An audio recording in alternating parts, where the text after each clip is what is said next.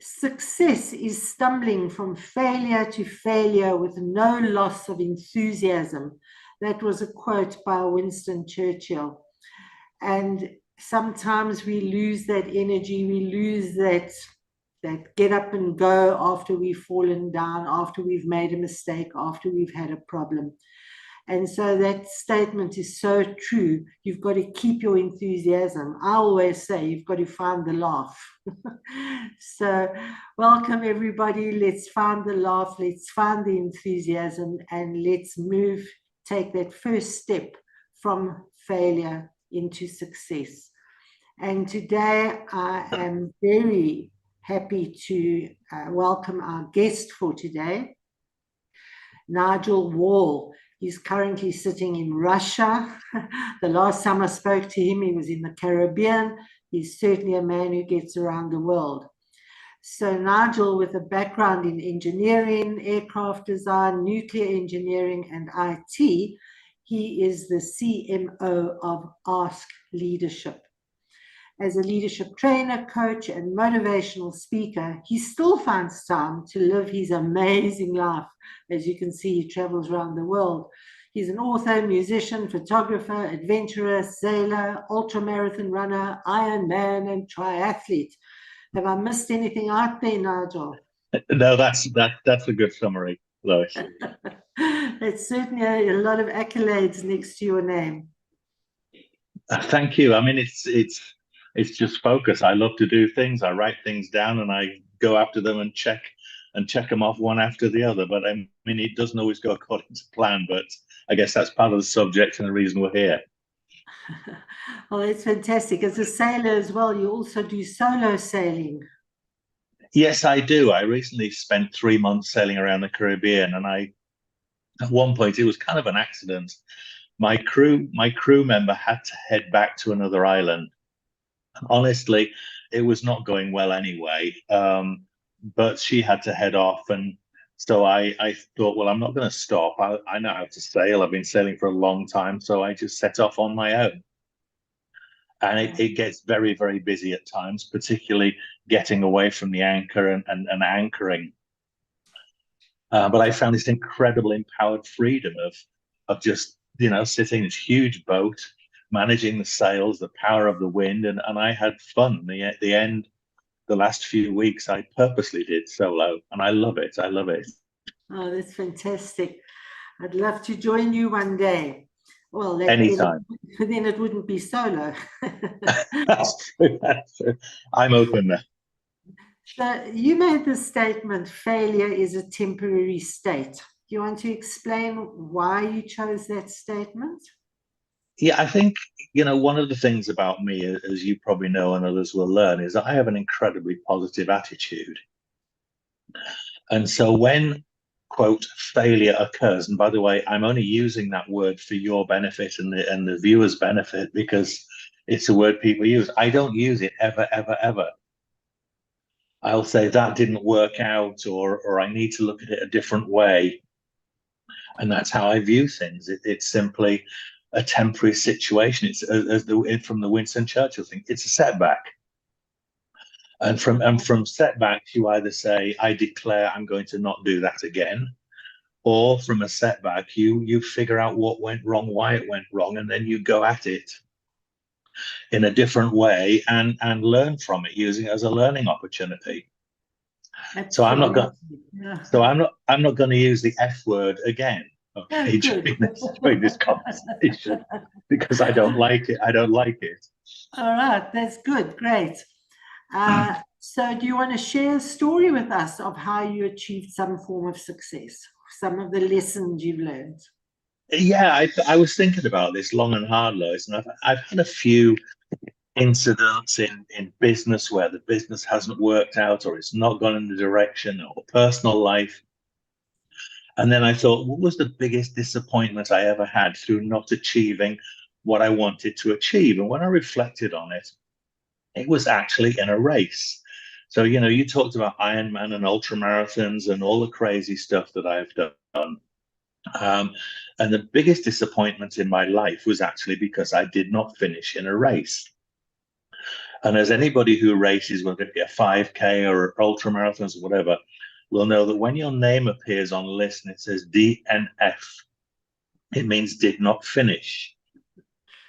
And I was not used to having DNF. In fact, it had never happened in my life up until 15 years ago, where this DNF appeared. And it was a very tough race. And there were lots of people who didn't finish in this race. It was a multi-discipline race over 2 days. So it was across the north of the island of Trinidad, so in the tropical heat. And so it was a 20-mile ride, then a 20-mile trail run to the overnight stop. I mean, that's exhausting. That is 8.5 hours of brutality. Then, bless you, you get a night's sleep. Then you get up at 4 o'clock in the morning. So a night's sleep is in inverted commas. Then you get up at 4 o'clock in the morning and you get on your bike and you ride for 5 hours. And then you have to do a very steep trail run down to a beach. And then you get in a kayak. And you have to paddle on the north coast of Trinidad, which is brutal wave conditions, round to a gap that takes you into a quiet gulf, and then you paddle around to the finish, around 4 hours of kayaking. And the first year I did it, I finished it. But my kayaking time in particular, was very, very slow because I had this old plastic kayak. So I decided that I would buy and invest in something, the highest tech. The highest tech was carbon fiber, long, 22 feet long, I think is your meters, 7 meter long, very narrow surf ski. And I thought, right, this is going to do it. This makes me competitive. So off I went around the course. I got to the beach in about the same time as I had done the previous year. I got in my surf ski. And the thing about a surf ski is it's incredibly fast. It is incredibly fast. It's Ferrari of kayaks. And I actually know they're all around the place in South Africa. But anyway, so I'm paddling. And as I get out into the Caribbean Sea off the north coast, I realize the waves are huge. And this is tough. And I consistently get knocked off my surf ski into the water, but I'm adept at that. I get back up, back into the sea, start paddling, thrown off again. And this was getting more and more difficult. And there were safety boats everywhere because the conditions were very bad. And eventually, Darren, who was riding one of the safety boats, big power boat, he called me over. Well, he came up alongside me and he said, "You're out." And being me, it's like, no. And he said, "I am a race marshal and you are out." I was 20 meters from rocks, huge waves, and he was effectively saving my life. So he pulled me out of the water, lifted my kayak, and we were ignominiously driven back to the start of the kayak session. I jumped out and paddled to shore, and people were looking, going, Nigel didn't get round. And I was distraught. I didn't even go to the finish line. I got the kayak on the roof of my car and I drove home and I sulked. And I was in a mess for a long, long while. I went to the prize giving because I felt I owed it to my fellow racers. I got a certificate which said unfinished business, which I'm grateful for, because what that did was that taught me a valuable lesson. One is I was unprepared to race in those circumstances. It was my fault. I could have blamed the weather, but some other people got around. Not many did, but some other people got around. So I could have blamed the weather. I could have blamed all sorts of things. It was my fault. I was not trained and competent, and that's the big word. I was not competent to do that last piece of the race. My confidence was high, but my competence was low. And that was a big piece of learning from that. They both have to be good. You've got to be confident and you have to be competent. My competence was down at the floor. I was not experienced. So the next year, the 12 months, boy, I was on a surf ski every weekend. I went out in the roughest conditions and ended up drinking a lot of salt water. and got pounded, and people saying, well, you're going out in that? Are you crazy? But the next year, out of 40 odd starters, I got 11th place, which in my for my age was remarkable. But I finished, and the big picture I have of this whole experience is standing on stage, being presented with my finishing certificate and 11th place, and ripping up the unfinished business certificate, which I did in public. And so that was my learning. I was not competent in those circumstances. So that was my biggest learning, I think. Oh, well done. Well done for putting in the effort at the time, even though there's an F you didn't like, it did not finish. Even though you put that effort in, you didn't finish, but you put the effort in. But the beauty is you didn't stop there. You continued to build that competency. And that is so important. We always talk about people as being not yet competent, because you can get there with the right attitude, the right frame of mind, the right perseverance and persistence. You can become competent. So well done. Well done. Thank you. Thank you. So you say you use those as lessons in your coaching? Yes, I do. And I had touched on them before, but that was something that really came home to me, because it was personal, that those two things, I mean, there are external circumstances. So, when you don't achieve the things you want to achieve, there are real external circumstances which can cause that. COVID's an example. It was an external circumstance. It caused a lot of people in business to struggle. Coaches I know struggled. I struggled in my business. I had to, there's the famous term pivot. You have to pivot. Now, my pivot, which was just basically to change my approach, was to go to webinars. So my whole coaching business up to the start of COVID, other than a couple of clients, was face-to-face. I didn't know what Zoom was. I'd done a couple of webinars, but they were managed by somebody else. And so I had to completely change my business and start to use webinars and Zoom and so on. It has some great benefits, but it caused my income to drop to zero for a while. And that's not pleasant, as you well know, and many other people know.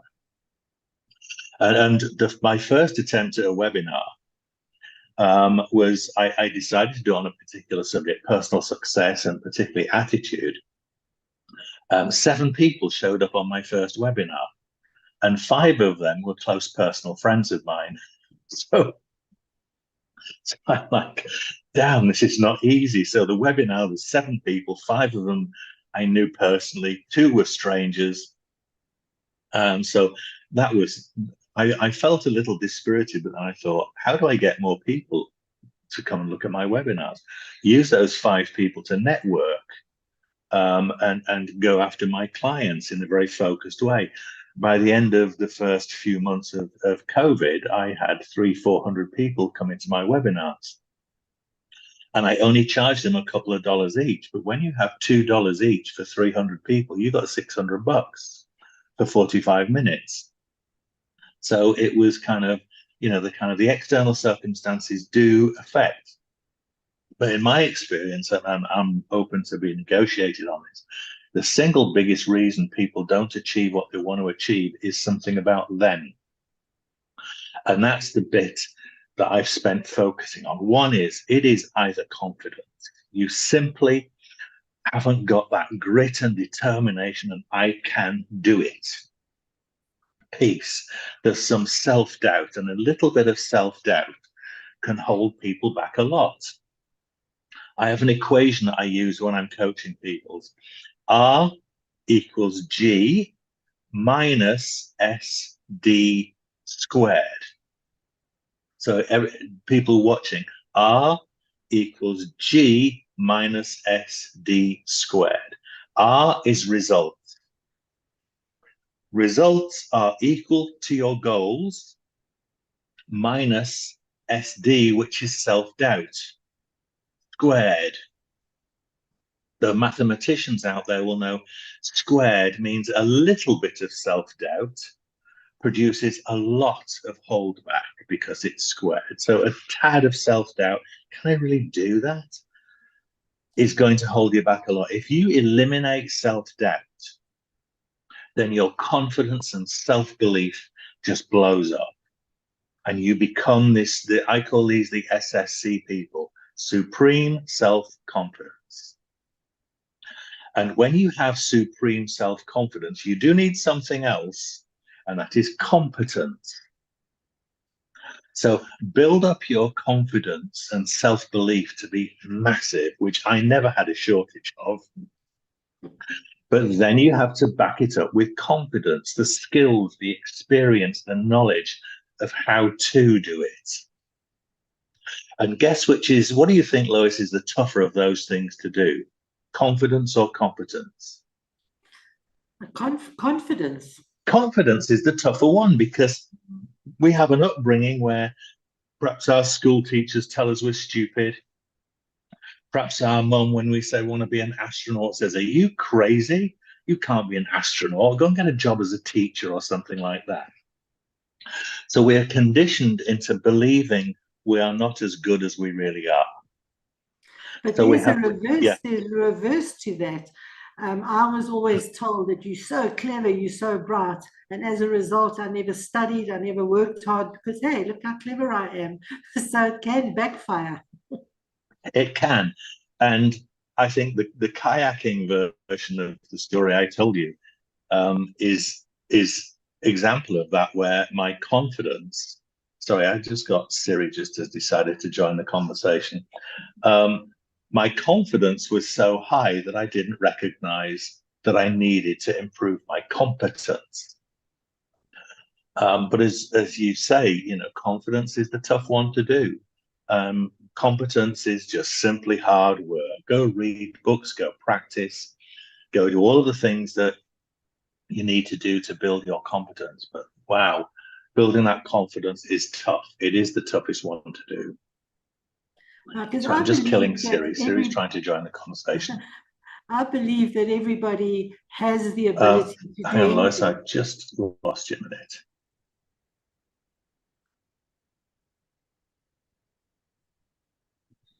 It's a technical hitch. Siri. Hey, Siri, go away. There you go. Love technology. So I believe that, people say, oh, he's useless, or oh, he'll never get anywhere. I believe anybody can achieve much more than they expect, or much more than what is expected of them, given the right resources, given the right support. People can all achieve some level of greatness.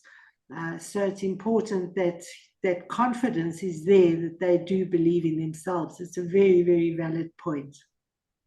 It's the single biggest holdback in all of my students, in all of my experience, is you can learn stuff, but you have to focus on self-belief and confidence.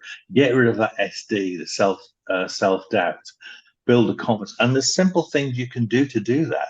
And this is, here's some lessons. Write some stuff down. When you have a challenge, is people who do achieve pretty much anything they want to are flexible. They don't have that, this is the only thing I want and this is the only way to do it. So in other words, you have to be flexible. Secondly, close the competence gaps, because you will feel better and more confident if you close the competence gaps. So always be learning. If you look at the great successful people, which I study a lot of, they are constantly learning. They don't, the moment they know everything, they're screwed. Sorry, excuse me. They have no concept of learning. And if you take people like Elon Musk and Richard Branson, they make lots of mistakes, but they are always learning, always learning. So skill up. And then how do I build a positive attitude and build my confidence? Well, the thing that I often talk to people about is you are limited by the people you hang out with. So in other words, if you want to achieve great things, hang out with people who achieve great things. If you want to hang out with people, if you want to be more positive, hang out with people who are positive and supportive. Because if you get that nagging person questioning you, you take that on and it builds your self-doubt. So hang out with positive people. And I'll give you an example. So I'm a triathlete, and I've done the Ironman, which is 4K swim, 170K bike ride, and a 42K run. I did it in 12:54, which is fast. And I did it when I was 56. But a couple of years before I did my Ironman triathlon, I couldn't swim. So the difference from non-swimmer to swimming 4K in open water is a big chunk. So I had to learn to swim. So I met a friend of mine and I said they were, hey Nigel, what are you up to? Crazy Nigel's always up to something. What are you up to, Nigel? I'm going to become a triathlete, and I'm going to do an Ironman in 2 years. But you can't swim. I said, no, I can't, but I'm going to learn. And he said, at your age? Are you kidding me? You're 50 something. You haven't got a hope of learning to swim, but not just swim, but swim those sort of distances. I actually left that conversation with my shoulders down and my head down. I thought maybe it's stupid. And then a week later, I met some friends. I was going running with them. And hey, you know, what are you going to do next, Nigel? I'm going to become a triathlete. Great, but I thought you can't swim. I said, no, I can't, but I'm going to learn. Wow, great. Where are you going to go? I want to do that sort of thing. And so we had the old person swimming club. And we all went off to this swimming pool to learn. We had a great teacher. We even had to start in the small pool. They wouldn't let us in the big pool. We had to start in the kiddies pool. All these adults, you know, breathe in on the surface, blow bubbles through your nose under the water until you get to, you know, they put you in the big pool because they know you're not going to die. And, you know, and so on. So the support of the people, the positive people who saw it versus the negative people who put more self-doubt. So, you know, hang out with people who have done what you're doing or who want to do or who will support you. Learning, obviously, I talked about. And then there are so many things. I am a great fan of affirmations. And affirmation, my definition, positive self-talk. You talk to yourself. I'm sure people listening and watching this, you all know you talk to yourself. You can do it. I can do this. Come on, you know, that you encourage. My affirmations are very simple. They are a hugely positive version of what I want to become. And I tell myself it all the time. The swimming example, right? Let me tell you about a swimming example.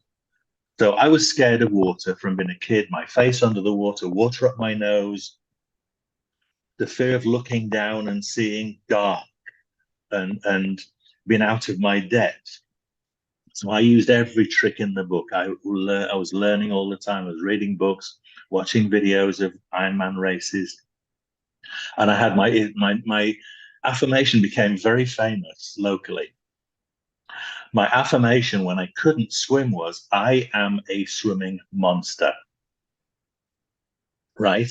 You can't get any bigger than that. I'm a swimming monster. And I would be in the pool doing 3 strokes and then grabbing the rope because I was panicking, and I would be shouting out loud, Nigel, you're a swimming monster. Let go of the damn rope. So I would let go of the rope.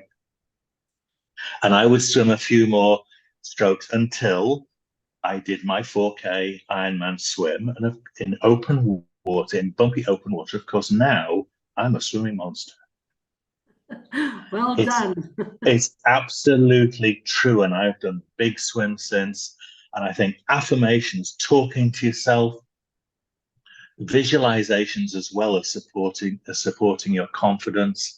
If you want to start your own business and you see yourself with a nice office and customers, then take a picture of an office that you fancy and put it on the backdrop of your laptop. So you visualize that. Whenever I race, I either, if I can, I go to the finish line and cross the finishing line and have somebody take a picture of me a few days before. And I've done that in South Africa, in Durban and in Pietermaritzburg when I did the Comrades race, which for those of you who don't know, it's a 90-kilometer run through the hills of KwaZulu-Natal. It is not an easy race. But I had somebody take a picture of me in Durban and Pietermaritzburg crossing the finishing line, and I had that in front of me for several days before the race, reminding myself that I was there to finish the race. So visualizations, affirmations. So if you can build that confidence level up, and by the way, it's also, it's not something you say, okay, I had a week of confidence building, my self-belief is high, I can quit now for the rest of my life. It doesn't work like that. I can't remember who said it, but it may have been Zig Ziglar. It's one of those famous motivational speakers said,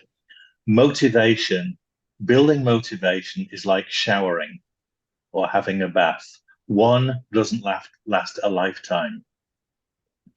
One shower doesn't last a lifetime. So for building motivation and self-belief, it's a daily, sometimes twice daily thing to keep reminding yourself of how good you are and what your capabilities are. So that's a bit of my kind of guidance on how to build this self-belief and get rid of the self-doubt. Forget what your teachers said or your friends or whatever. Be responsible for building that self-belief. Oh, there's so many practical tips and suggestions there. And they, not one of them is really difficult. It's just a matter of consistency and keeping your eye on that goal. It's so important. It is. Keep doing it. And you're right. It's cheap. All of that stuff is free. Find the positive people in your life. Stop hanging out with the negative people. Talk to yourself.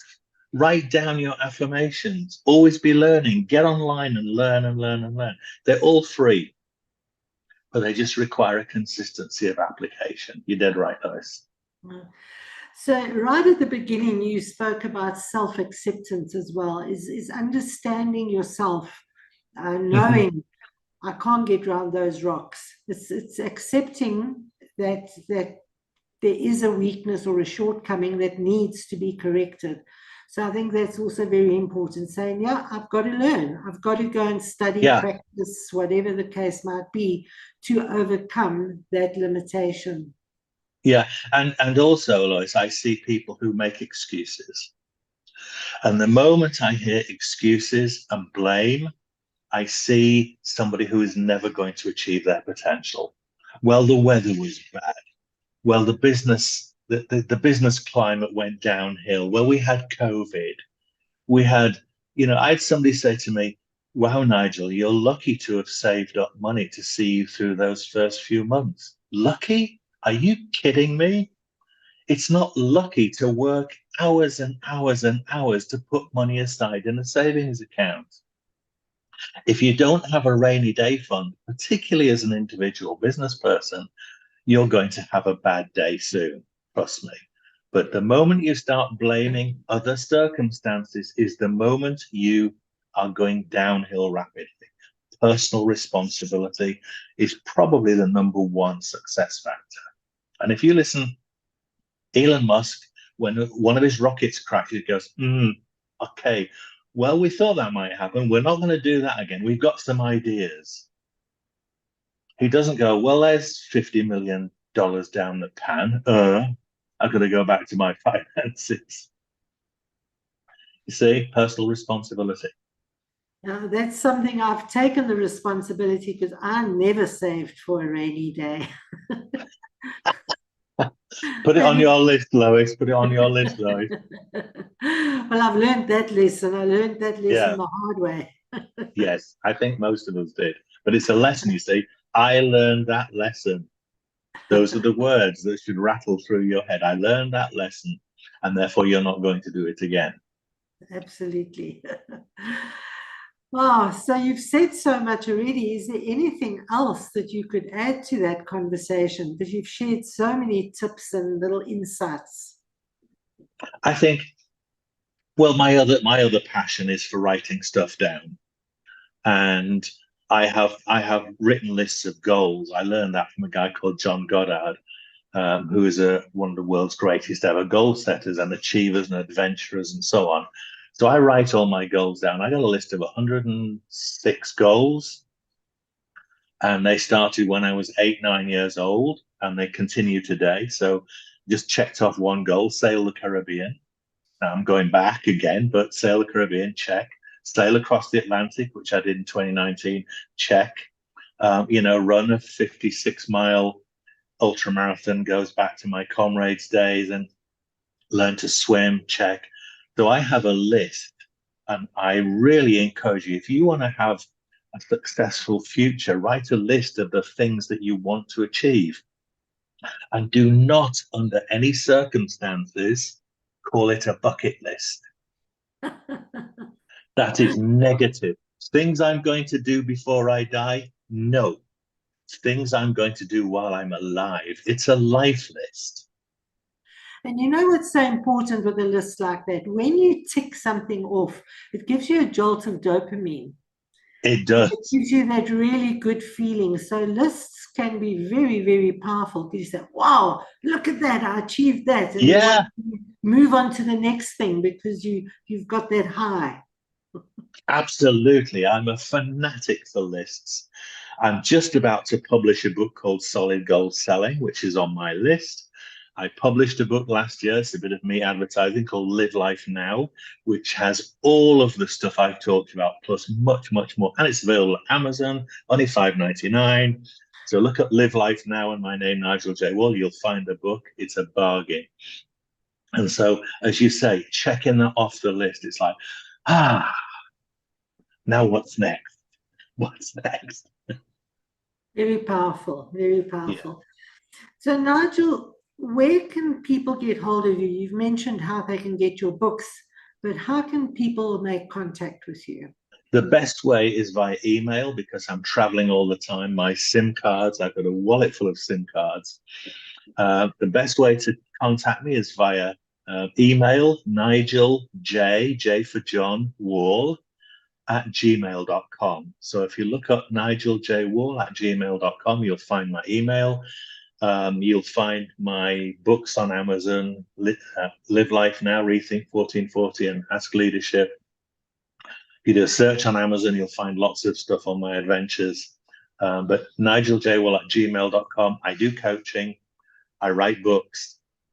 I'm what's called a digital nomad, so I travel the world. So time zones are all flexible to me. It's currently 11:30 in the morning here. So yeah, that's the best way to contact me. I mean, not on a very different time zone. It's 10:30 here. Yeah, in my last home territory, it's 7 hours different. So I'm just used to. I work when I want to, not by the clock. Right, well, I'll put all your contact details in the description below so people can contact you that way. Okay.